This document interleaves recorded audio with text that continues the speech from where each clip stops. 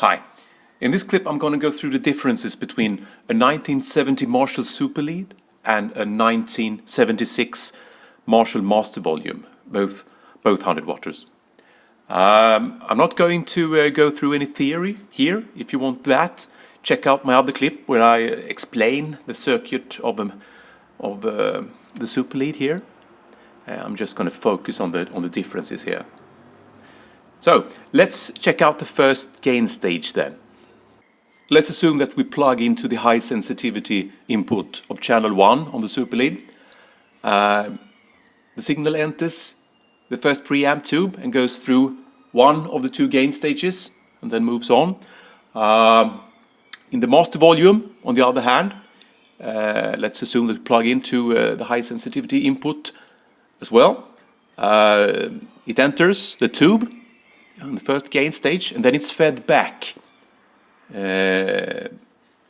into the low sensitivity part of the input, and it passes through a low pass filter basically, and then the volume pot, and then it enters the second stage of the preamp tube, and this is what's called cascading, and it's one of the things that makes the master volume more gainy than the Super Lead. Also, the cathode resistor and bypass cap found on the second cathode on the 1959 is moved to the first cathode of the 2203. On the second cathode, they've dropped the bypass cap and has a new resistance as well. And between preamp tubes 1 and 2 on the Super Lead, you have a coupling cap and then the volume controls. When we compare that to the master volume, the volume control was earlier, as I described, and they have increased the capacitance of the coupling cap, and then they have added a low pass filter, and then it moves on to the next tube.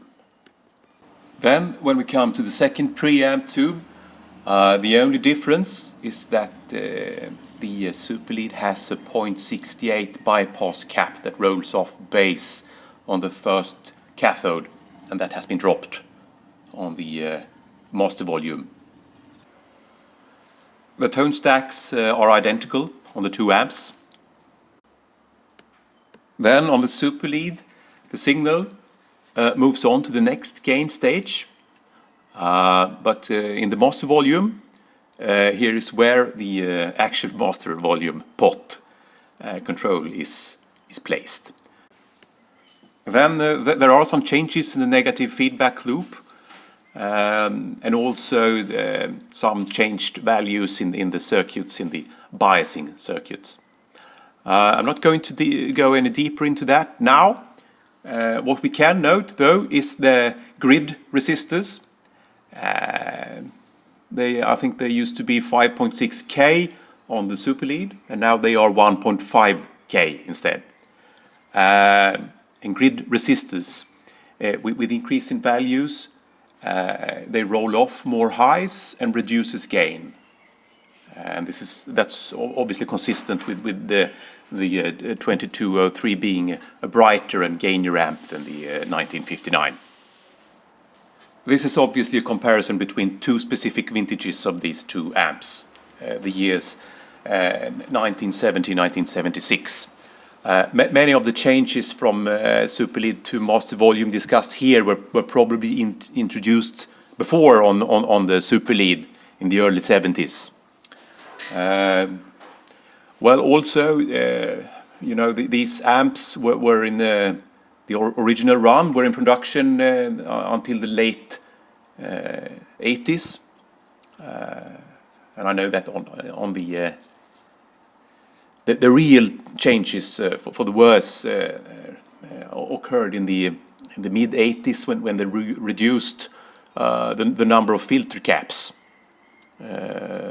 which made the amps sound worse, especially at high volumes. Well, I think we'll stop there. Please give me feedback. And do you want me to go through any of this in more detail? Just tell me and I'll do it. Cheers.